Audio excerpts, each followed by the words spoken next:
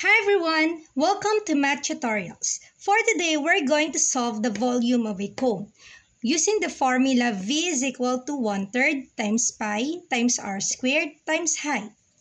So, let's use the value for pi, which is 3.1416. Okay, so we have here the cone. 7 meters here is our height.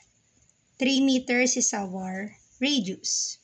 So let's substitute the given to our formula. So we have V is equal to 1/3 times pi is 3.1416 times r squared. R is 3. So 3 squared times h, 7.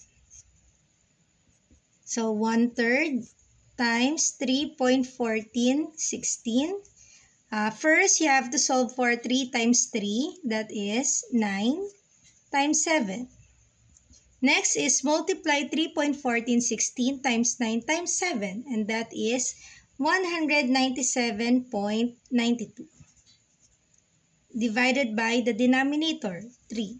So for our volume, 197.92 divided by 3, that is 65.97 cubic meters. Okay? So this is our answer for the first one. Next, let's have this one. So this is a cone. This is our height. And this is our radius.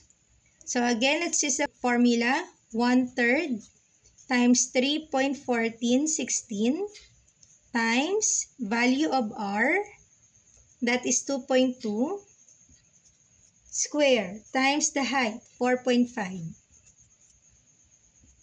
So we'll start with this exponent. So you have 1/3 times 3.1416. 2.2 times 2.2 is 4.84 times 4.5. Multiply 3.1416, 4.84, and 4.5. That is 68.42. Divide 68.42 by 3. That will give you 22.81. Of course, don't forget cubic centimeters. Now try it yourself. H is equal to 5.1 centimeters and R is equal to 3.7 centimeters. Comment your answer on our comment section. Thank you for watching. Bye-bye!